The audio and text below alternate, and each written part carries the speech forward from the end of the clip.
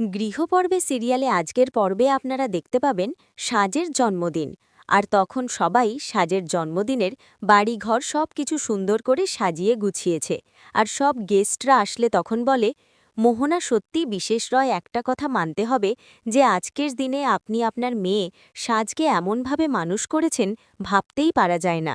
তখন মোহনা বলে, আমার কোনো ক্রেডিট নাই, সবটাই কিন্তু শুভলক্ষ্মীর। শুভলক্ষ্মী না থাকলে যে আমি ডক্টরিটা করতে পারতাম না।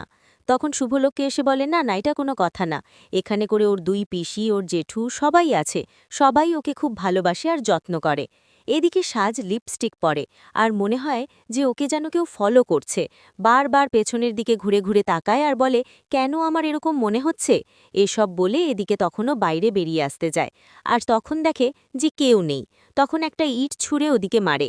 তখন সাজ ঘর থেকে বেরিয়ে আসলে ওখানকার আরিয়া ঢুকে পড়ে আর ওর জামাকাপড়গুলা নিয়ে নেয়। তখন বলে, আচ্ছা তুমি জামা মোবাইল নিয়ে কি করছো, দাও।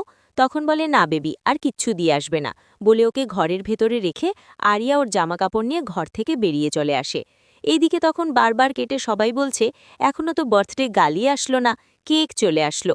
তখন সৌমির মেজন মেয়ে বলে, আচ্ছা কই, কোথায় আছে সাজ, আমি তো বুঝে উঠতে পারছি না গো।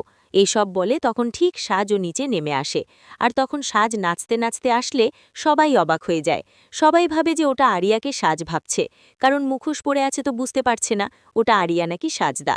তখন মোহনা বলে, আমাদের মেয়ে এটা কি করছে, সবার সামনে মানুষ হচ্ছে না, এখন সবাই কি বলবে। তখন গেস্টরা বলে যে মেয়ের এত প্রশংসা করছিলাম, এত ভালো, আর সে মেয়ে এখন এসব করছেন, সত্যি অবাক যাচ্ছি, ভদ্র ফ্যামিলির মেয়ে এরকম করছে। তখন সেখানে আরিয়ার কাছে যায় সাজের বাবা, আর তখন তাকে নিয়ে নাচতে শুরু করে দেয়। এদিকে তখন বারবার করে বলে ঋদ্ধি সবাই যে এটা কি। তখন সৌমিক এসে বলে, সাজ এসব কি করছে, আমি তো বুঝে উঠতে পারছি না। তখন আদি বলে, আমাদের তো মান সম্মান রাখবে না খো। এসব বলে তখন এদিকে ওর মেজমনে বলে, এ তো আরিয়ার মতো করছে, আরিয়ার মনে হচ্ছে ভূতরা ওর মাথায় চেপে উঠেছে, আমাদের বাড়ির মেয়েরাও নষ্ট হয়ে যাবে। এসব এসে বলে, মা এসব কি করছে সাজ, লোকজন কি চলবে। তখন বলে, আমাদের বাড়ির মেয়ে এসব অসভ্যতাবনা করতে পারে না, এটা একজনই করতে পারে।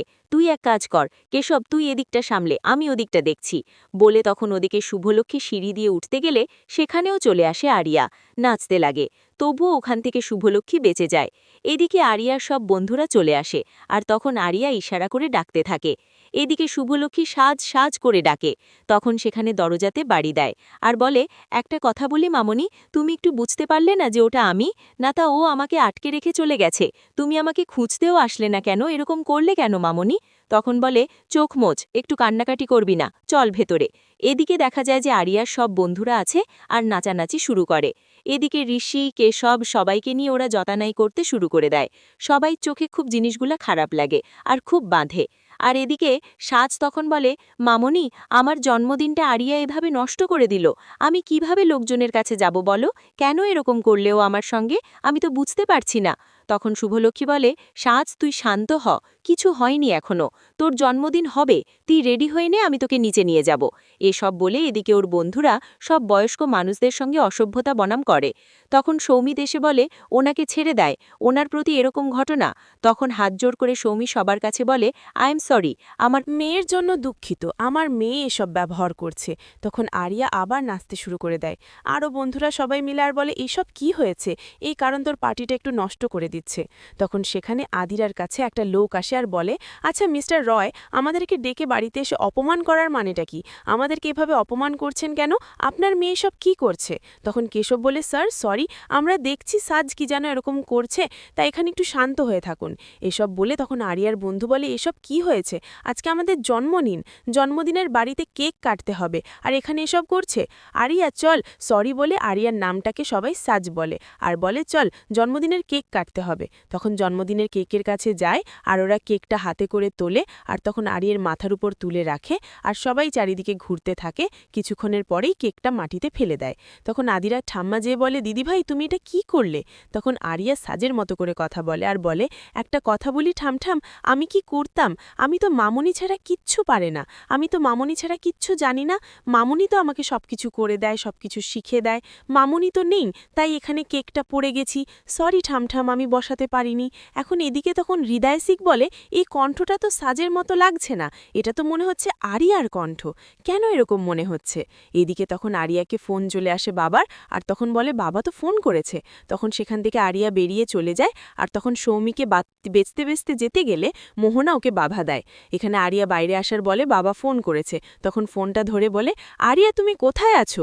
আমি কিন্তু ইন্ডিয়া ল্যান্ড করেছো, আমি এইমাত্র আসছি কিন্তু। তখন বলে তুমি ইন্ডিয়া ল্যান্ড করেছো তো? হ্যাঁ, বলো এবার যে কোথায় আছো? তখন বলে আমি একটা বন্ধুর বাড়িতে নোটস নিতে এসেছি। তখন বলে মিথ্যে কথা বলবে না, আমি সব কিছু শুনেছি, ওই ফ্লট থেকে তাড়িয়ে দিয়েছি, তুমি অসভ্য বনামও করছিলে, তার জন্যই কিন্তু। এখন আবার মিথ্যে বলছো, এবার সত্যিটা বলো অন্তত যে তুমি কোথায় আছো, আমাকে একটাও মিথ্যে বলবে না, চালাকি করার চেষ্টা করবে না। তখন আরিয়া বলে আমি তো তোমাকে বলতেই গিয়েছিলাম বাবা, তো বলতে গিয়েছিলা তো বলনি কেন?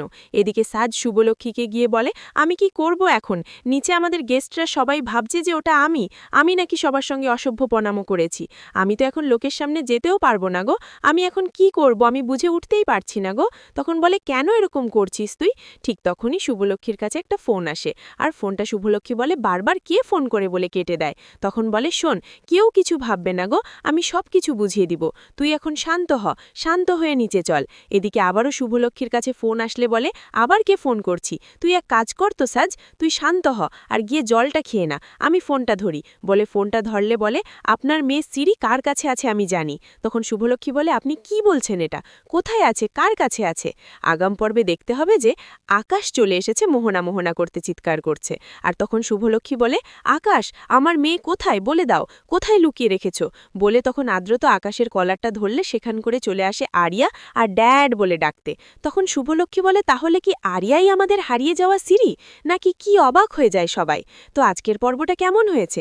যদি ভালো লাগে তাহলে কমেন্ট, শেয়ার, সাবস্ক্রাইব করবেন। আর কোন কোন সিরিয়ালের আপডেট পেতে চান অবশ্যই আমাকে বলবেন। আর আমিও যদি কোনো জায়গাতে ভুল ত্রুটি বলে থাকি তাহলে আপনারা আমাকে ক্ষমা করে দেবেন।